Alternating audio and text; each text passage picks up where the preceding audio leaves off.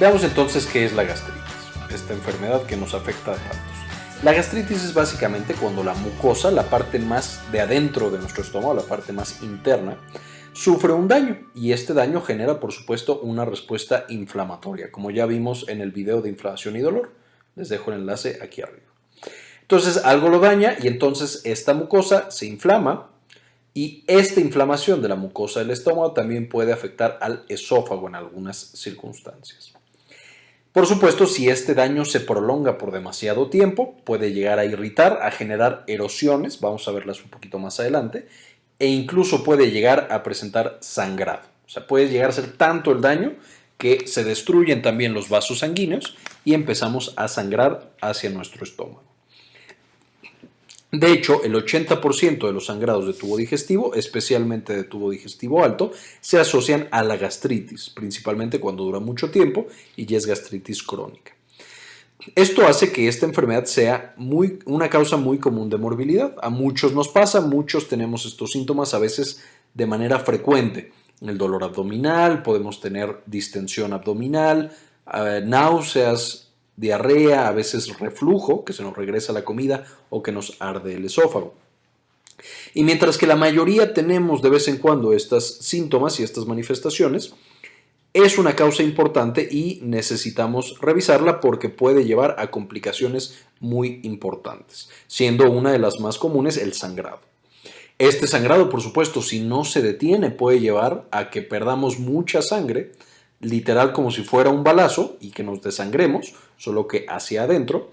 También puede llevar a que perdamos sangre de manera crónica, o sea, todos los días estamos perdiendo un poquito, y entonces es una causa importante de anemia. Y además del sangrado, lo veremos más adelante, puede llevar a ciertos tipos de cáncer, ya sea cáncer de estómago, especialmente asociado a la bacteria Helicobacter pylori, pero también a cáncer de esófago, en el caso de que también empecemos a dañar el esófago y a causar daño inflamatorio del esófago, que el reflujo y la esofagitis la veremos en un video específico. ¿Cuál es la causa entonces principal o cómo funciona este proceso? Pues todos sabemos que comemos, la comida pasa por el esófago, es impulsada y de aquí llega al estómago atravesando un esfínter, una parte de músculo que se abre y se cierra para que solamente entre la comida al estómago y no se pueda regresar. Esto, por supuesto, en condiciones ideales. Ya que está en el estómago, este se activa y empieza a liberar una gran cantidad de sustancias para digerir estos nutrientes. O sea, que pase de ser una hamburguesa completa a pequeñas proteínas, pequeños carbohidratos y pequeñas grasas que después pasarán al intestino delgado para ser absorbidas y que pasen a la sangre y que las usemos en lo que sea que queramos. Y por último, que pasen al intestino grueso para convertirse en materia fecal. Esa es la naturaleza general de nuestro sistema digestivo. Vamos a hacerle entonces un pequeño acercamiento al estómago. ¿Cómo es que el estómago tiene esta función? Este nuevo es nuestro estómago, por aquí entró la comida, entra en una parte grande que es el fondo, después viene el cuerpo, el antro y el píloro, que es lo que conecta con el intestino delgado o duodeno. Cuando llega la comida, tenemos que la que recibe o donde cae es justamente la mucosa del estómago, la parte más interna, la parte que ve hacia el lumen, hacia donde va a estar la comida. Y entonces tenemos estos pequeños hoyos o foveolas. Estos hoyos son unas glándulas propias del estómago y están recubiertos de las células propias de la mucosa. Todas estas son células de la mucosa. Y como lo dice su nombre, pues su principal trabajo va a ser producir moco. Junto con este moco va a liberar sustancias, ahorita vamos a ver cuáles, que se encargan de la digestión. Y en la parte de abajo, también muy importante, va a tener estos vasos sanguíneos. Y estos vasos sanguíneos le proveen todos los nutrientes para que las células mucosas puedan hacer su función. Entonces les provee oxígeno, les provee comida, les provee ácido en caso de que la necesiten o bicarbonato para neutralizar el ácido. Esta relación entre los vasos sanguíneos y nuestras células mucosas va a ser esencial en esta patología que es la gastritis. Justo aquí, en esta interacción, se va a dar la patología, de aquí para arriba. Y esta patología, esta gastritis, afecta usualmente, por supuesto, al estómago. Sin embargo, todos estos irritantes y todos estos ácidos, vamos a ver que pueden también causar problemas en el duodeno, o sea, en la primera porción del intestino, muchas veces generando úlceras pequeñas como aftas o lastimones en nuestra mucosa, incluso sangrado, y también se puede regresar a la primera porción, perdón, a la última porción del esófago, la que conecta esófago y estómago, de manera que muchas veces se asocia la gastritis con problemas del esófago y problemas del intestino o duodeno por esta razón de proximidad. Entonces, ¿cómo funciona esto? Tenemos estas células de la mucosa y quedamos que cuando están en contacto con la comida liberan sustancias para digerirla. Las sustancias más importantes van a ser el ácido, que va a ser ácido clorhídrico, y unas proteínas llamadas proteasas, que son como cuchillos químicos que cortan las proteínas en cachitos muy pequeños. Además de otras que ya vienen de la saliva y vienen de otros lados, que nos ayudan a digerir carbohidratos y que nos van a ayudar a digerir grasas. Y entonces todas estas, principalmente ácido clorhídrico y proteasas, van a deshacer nuestra hamburguesa en pequeños cachitos químicos que después absorberemos. Sin embargo, así como la hamburguesa tiene proteínas y tiene carbohidratos que se destruyen con estas sustancias, nuestras propias células de la mucosa también tienen proteínas y también tienen carbohidratos.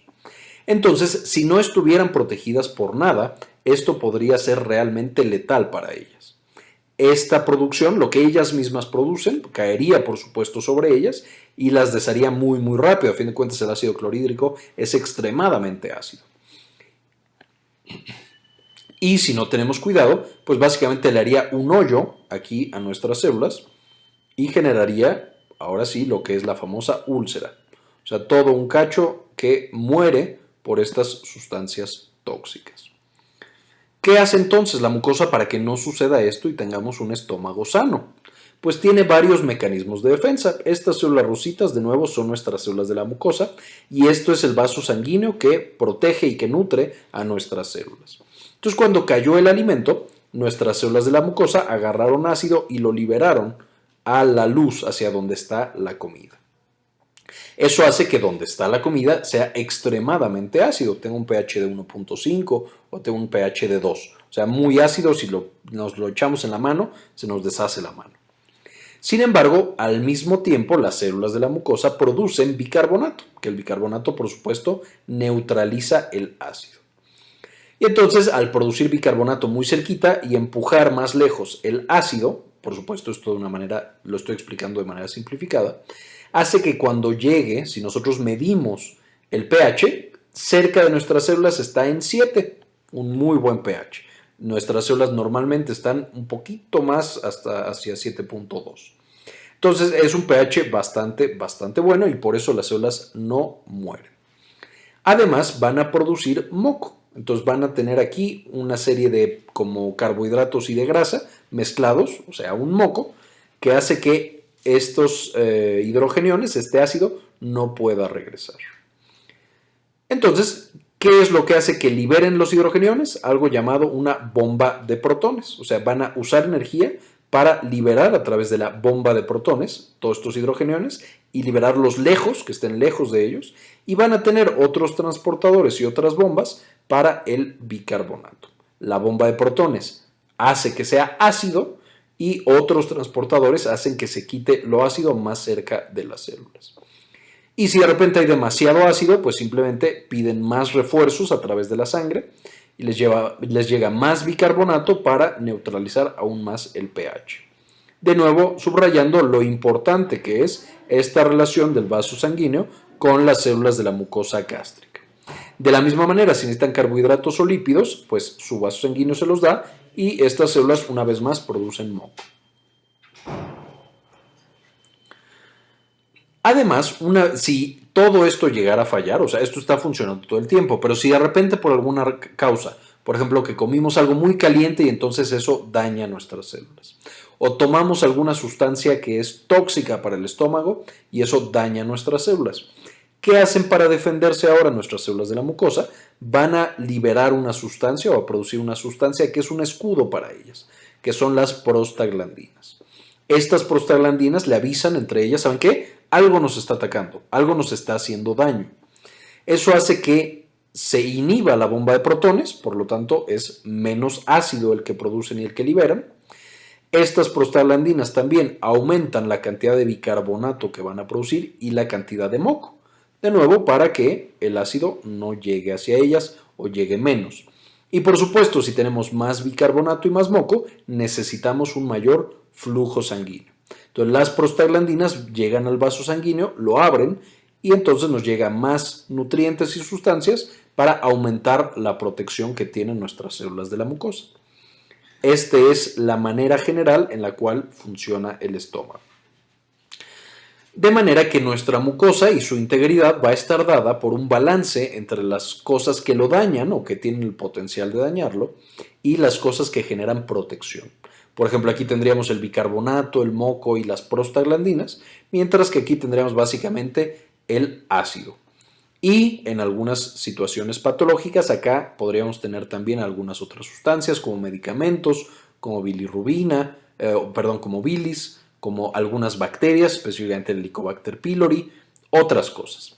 Y es cuando se rompe este balance y favorecemos el daño, ya tenemos 4 piedritas en vez de una y una, ahí es cuando, por supuesto, el daño es más intenso que la reparación y que la protección y empezamos a tener estos hoyitos en nuestras mucosa, de nuevo una úlcera, o podemos llegar incluso a destruir vasos sanguíneos y ya tener una hemorragia. ¿Cuáles son entonces estas causas que generan daño? De las más comunes son medicamentos, específicamente la aspirina. La aspirina es de las principales causas por las cuales tenemos daño. La aspirina y los antiinflamatorios no esteroideos. ¿Cuál es el mecanismo de daño de estas? ¿Por qué son tan dañinas para el estómago? Uno, son medicamentos directamente ácidos, entonces cuando los tomamos aumenta la acidez. Dos, la aspirina y los antiinflamatorios no esteroideos pueden destruir el moco que protege a nuestras células de la mucosa, o sea, directamente lo tocan y lo deshacen, de manera que ya no funciona tan bien. Entonces, uno, por su propiedad ácida, destruyen el bicarbonato. Dos, por su propiedad destructora del moco, pues destruyen el moco. Y tres, bloquean la síntesis de prostaglandinas. De manera que la mucosa gástrica y el vaso que está abajo quedan completamente destruidos con estos medicamentos. Son muy buenos para quitar la fiebre, para quitar el dolor, pero son muy malos para el estómago. ¿Cuáles son los medicamentos que incluimos aquí? Pues por ejemplo ibuprofeno, naproxeno, diclofenaco, muchos, aspirina, casi todos los que usamos de manera muy frecuente. Hay otros medicamentos, específicamente los esteroides, como los corticoides. También la quimioterapia y otros medicamentos. La segunda causa muy común, una infección que está en muchísimas personas, el Helicobacter pylori. Esta es una bacteria que ha aprendido a vivir dentro de nuestros estómagos. Básicamente se esconde entre las células y tiene varios mecanismos para disminuir la acidez, pero al mismo tiempo la bacteria genera inflamación, porque destruye a las células de nuestra mucosa, llama a células del sistema inmune y entonces arma ahí todo un alboroto, una guerra, y van siendo destruidas estas células. Y de manera importante, el Helicobacter pylori es una causa de cáncer en el estómago. En tercer lugar, el alcohol y otras sustancias, específicamente drogas, pueden llegar a causar esto. La radiación, especialmente cuando lo estamos usando en dosis altas para tratar algún cáncer, por supuesto que puede causar gastritis. Por ejemplo, si estamos tratando el cáncer por Helicobacter pylori con radiación, pues tenemos doble causa para tener gastritis. Por supuesto, si los vasos sanguíneos son dañados, aunque la mucosa en teoría esté bien, pues por supuesto ya no se puede proteger y también tenemos gastritis. Falta de oxígeno o trauma, o sea, los pacientes que están en terapia intensiva, que tienen la presión muy baja o que están muy graves en el hospital, ya solo por estar graves, aunque no tengan nada más, esto es una importante causa de gastritis, de úlceras y de hemorragias del tracto digestivo. Una intoxicación alimentaria, hay muchas bacterias y hay muchas toxinas en los alimentos que pueden causar gastritis y por supuesto el reflujo de bilis. La bilis usualmente llega al duodeno, a la primera porción del intestino delgado. Si por alguna razón se regresa, ya sea que no tenemos bien ese esfínter, o sea el píloro, o tenemos alguna cirugía que facilita que se regrese la bilis, eso también puede causar gastritis importante. Y aquí la tenemos, se va destruyendo la mucosa y va haciendo estas lesiones. Aquí tenemos una úlcera duodenal. Entonces aquí llegó el ácido que estaba en el estómago, llegó a la primera porción del intestino y se ve así. tal cual como un afta en la boca, como si nos hubiéramos pegado con la pasta, con el cepillo de dientes y entonces nos lastimamos la mucosa, pues se ve exactamente igual y duele muchas veces exactamente igual, muy muy intenso, ardoroso, muy feo. Esta es como las primeras fases, esta es una úlcera que va empezando, pero si continuamos, aquí solo hay lesión de la mucosa, pero podemos llegar ya a lastimar los vasos sanguíneos y a tener un sangrado. Si el sangrado es pequeño, a lo mejor no nos damos cuenta y tenemos algunas manifestaciones, tenemos anemia, tenemos mareo, pero no pasa nada más. Si la hemorragia es muy severa, puede llegar a haber situaciones en las cuales morimos por tanta sangre que perdemos a través de estas lesiones. De nuevo, especialmente en pacientes mayores. ¿Cuáles son las consecuencias entonces? Por supuesto la anemia, la pérdida de volumen por hemorragias importantes. Hay veces que hay tanto hinchazón, tanta inflamación y la sangre se coagula y puede llegar a generar una obstrucción, que se tape especialmente el duodeno, que es mucho más delgadito. Deshidratación, por supuesto. Esta deshidratación y esta pérdida de electrolitos y de todo lo que tenemos puede llevar a que el riñón falle completamente. Y también en algunas instancias, principalmente cuando la gastritis es por Helicobacter pylori, nos puede llevar a tener un cáncer de estómago y que sea también extremadamente fatal esta circunstancia. ¿A quién le da? Pues por supuesto a las personas que usan antiinflamatorios no esteroideos por mucho tiempo. Una vez más, ketorolaco, metamizol, la aspirina, el ibuprofeno, todos esos medicamentos típicos que compramos en la farmacia cuando nos duele la cabeza, todos causan gastritis por estos mecanismos. El uso de esteroides y quimioterapia, el uso de antiagregantes, por ejemplo el clopidogrel, pero también incluso los antidepresivos, los que inhiben la recaptura de serotonina, pueden generar gastritis y pueden generar un mayor riesgo de hemorragia principalmente. El usar alcohol por mucho tiempo o en dosis altas puede dañar la mucosa directamente. Los adultos mayores son muy susceptibles porque la mucosa ya no tiene tantos mecanismos para protegerse y los vasos sanguíneos ya no se adaptan también al daño. La infección por Helicobacter pylori, una causa muy muy común, de hecho un porcentaje muy elevado de la población tiene esta infección y es muy importante que todos nos revisemos. No la voy a mencionar mucho más porque vamos a hacer un video específico de la infección por Helicobacter pylori. Y ya quedamos también los pacientes graves, los que están hospitalizados, que tienen una cosa muy peligrosa para su vida. Además de lo que les pasó, tienen el riesgo de tener gastritis, de tener una úlcera y de tener una hemorragia en el tracto gastrointestinal debido a esto que nosotros estamos viendo. Ahora, ¿cómo se hace el diagnóstico? Por supuesto, es una persona que tiene los factores de riesgo, o sea, algo de lo que mencionamos en la diapositiva pasada, y hay que hacerle muchas cosas. La exploración usualmente no nos dice mucho, pero va a tener este dolor inespecífico, a lo mejor no se puede encontrar bien. Si lo encontramos puede ser en epigastrio, muchas veces se va a la espalda, y ardoroso, básicamente le arde el abdomen. Además de esto, podemos preguntarle y podemos analizar los pacientes que ya tienen un sangrado, pueden tener ya sea vómito con sangre o cuando van al baño a evacuar, a obrar, es muy oscuro, justamente por la sangre y por la hemoglobina que tienen en las evacuaciones. Entonces eso es algo que siempre deberíamos preguntarle a estas personas. Oye, cuando vas al baño es muy oscuro, así súper negro, o café muy, muy oscuro. Si nos dicen que sí, ahí ya tenemos que estar preocupados. Le podemos tomar estudios de laboratorio, un hemograma o biometría hemática también se llama, justo para ver cómo está su hemoglobina, que no esté perdiendo sangre. Función hepática y renal para ver de nuevo que estén bien los otros órganos y sangre en evacuaciones por lo mismo que decíamos, para ver si ya está sangrando o no.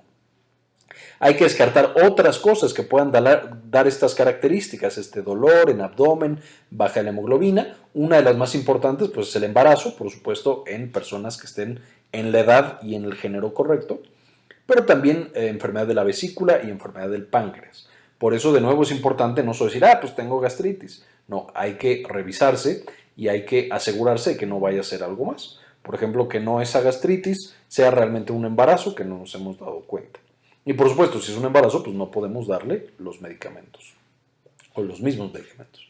Hay que hacerle pruebas para encontrar la bacteria, Helicobacter pylori. Hay una prueba en heces, una prueba en aliento y una prueba en sangre, siendo las más usadas la prueba en heces y la prueba en aliento, que son fáciles de hacer y hay muchos centros en los cuales se hacen y de manera muy rápida y muy precisa te dicen si tienes la infección y una vez que recibes el tratamiento para erradicar el Helicobacter pylori, te dicen si te curaste o no te curaste. Y por último, una endoscopía, que esto es ya para los pacientes más avanzados, pero es meter un tubo por la garganta hasta el estómago y ya que estamos en el estómago vemos cómo está la mucosa y si es necesario tomamos una pequeña muestra para ver qué hay ahí. De hecho, la imagen que les mostré en las diapositivas pasadas, en las que vemos el sangrado y en las que vemos solamente como el afta, tal cual la úlcera, son unas imágenes de endoscopía. Ahora, ¿qué tan grave es? Lo primero que necesitamos saber cuando alguien tiene gastritis es qué tan grave es. Y básicamente la gravedad, lo primero que tenemos que determinar es si está sangrando o no está sangrando. Si no está sangrando, usualmente no es una gastritis grave y no tendría que estar en el hospital. Si sí está sangrando, entonces usualmente sí es una gastritis grave y sí requeriría tratamiento más agresivo y muchas veces incluso hospitalización. Pero como no es tan fácil de determinar, pues entonces se creó una escala que se llama escala de Rockall. Esta escala de Rockall me dice qué tan probable es que esta persona se vaya a complicar por esta gastritis. Se recordarán en el video de neumonía que hicimos hace ya mucho tiempo, les dejo aquí arriba el enlace, que había también una escala para saber si el paciente tiene que estar en hospital o puede ser evaluado y tratado en su casa, la escala CURB 65. Pues esto va a ser igual que el CURB 65, pero se llama Rockall. Entonces nos va dando un score, puede tener 0, 1 o 2 o 3 o más ya que le hacemos una endoscopía. Y son 3 puntos principales. Uno, ¿cuál es la edad de esa persona? Menos de 60, pues es de bajo riesgo. De 60 a 79, pues ya hay más riesgo porque no, el estómago no se puede defender solito. Y más de 80 años. Este sí ya es mucho más peligroso. 2, si el paciente está o no está en choque. Esto tiene 2 sentidos. Uno, si el paciente se chocó por alguna otra razón. Por ejemplo, está en terapia intensiva porque tuvo un infarto. Pues entonces puede estar en choque y el estómago no se puede defender. Esto, por supuesto, hace que sea mucho más probable que se complique y que muera. O 2, puede que el choque sea causado directamente por la gastritis y entonces, por supuesto, es una gastritis mucho más peligrosa. Pero básicamente lo que hacemos para saber si el paciente está en choque o no es qué tan rápido le late el corazón. Puede tener pulso de menos de 100 o de más de 100. Y podemos tener la presión arterial. Si la presión arterial sistólica, o sea, la más alta, es mayor de 100, bueno. Otra vez si es mayor de 100, sigue siendo bueno, por supuesto, aunque aquí ya tiene pulso de más de 100, esto nos preocupa. Y por último, si tiene pulso de más de 100 y presión de menos de 100, ahí ya nos debemos empezar a preocupar, porque fíjate que el corazón ya está perdiendo mucho volumen y ya no puede compensar. Y por último, la comorbilidad. Si el paciente, además de la gastritis, tiene otra enfermedad peligrosa, por supuesto ya tiene un riesgo mucho mayor. ¿Cuáles son estas peligrosas? Que lo lleva a un score de 2 directamente. Pues que tenga insuficiencia cardíaca, que haya tenido infartos, que tenga insuficiencia renal, algún tipo de cáncer, etc. Y después, ya que el médico lo evalúe, pues va a hacer básicamente la endoscopía y nos dará más específicamente cómo está este paciente para saber si está bien, si está mal, qué tan peligroso es esto. Pero de nuevo, para hacer al principio Rockall no necesitamos la endoscopía, solo la edad, qué tal están sus signos vitales y mientras más alterados, pues peor está el paciente y si tiene alguna otra enfermedad. En términos generales, si tiene algún signo vital alterado y si tiene alguna patología, desde diabetes, habría que llevar a ese paciente de manera urgente con un médico para que lo valorara.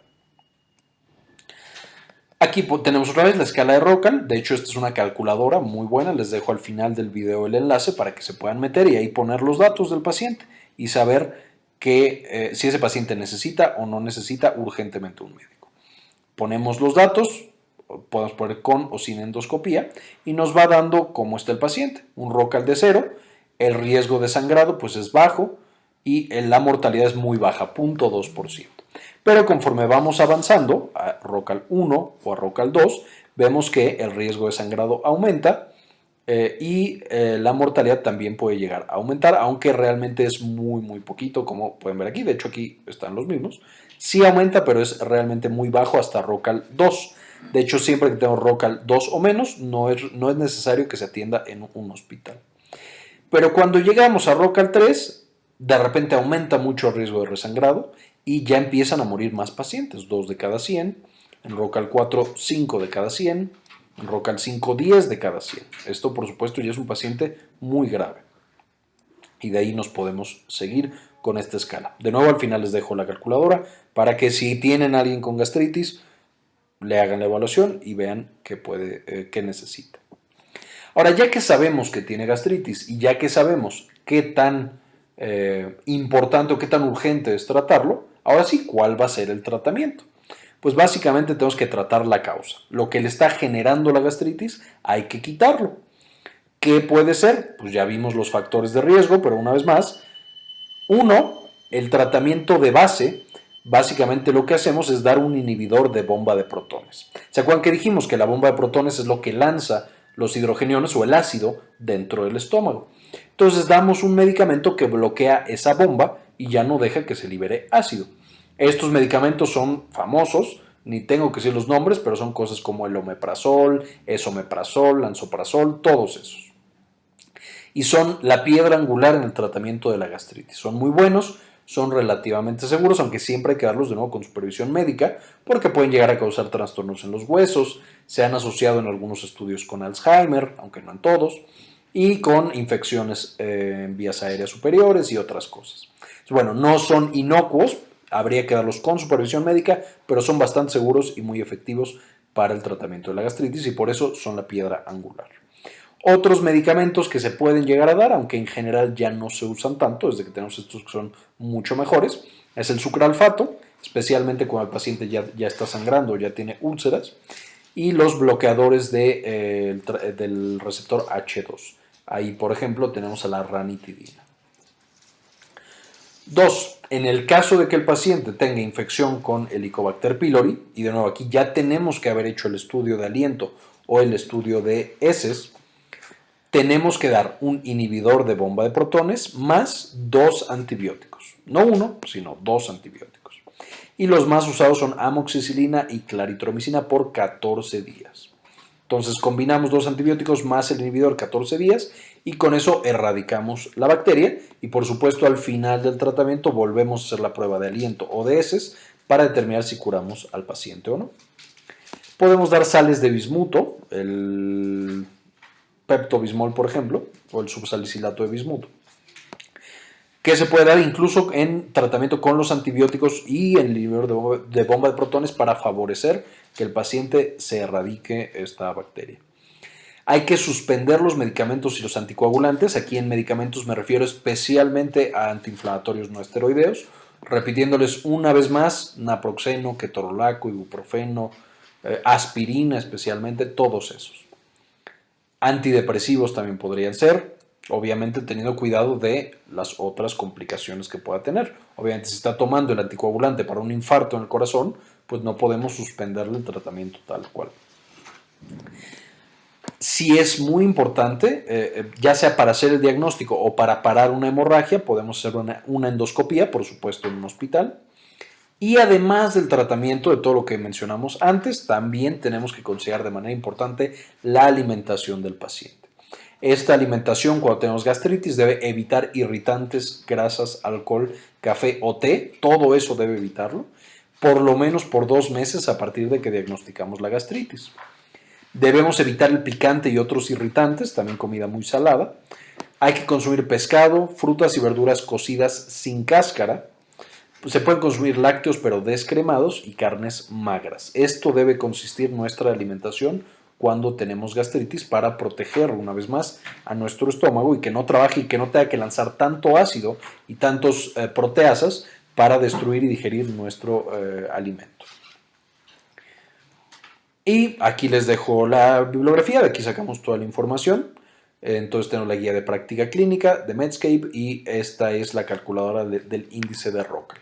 No menciono aquí directamente el bicarbonato o las sales de magnesio, por ejemplo, que también se pueden utilizar para la gastritis, pero esto es solo para gastritis aguda no complicada. Estos pacientes que de repente les dio gastritis por comer muy pesado o por comer mucho picante, el sal de uvas picot, por ejemplo, después de las comilonas, se puede llegar a usar, pero no son tratamientos tan efectivos, pero también pueden llegar a utilizarse. Y por último quiero agradecer a todos los que me siguen y me apoyan en Patreon con una suscripción y con el apoyo que nos dan cada mes.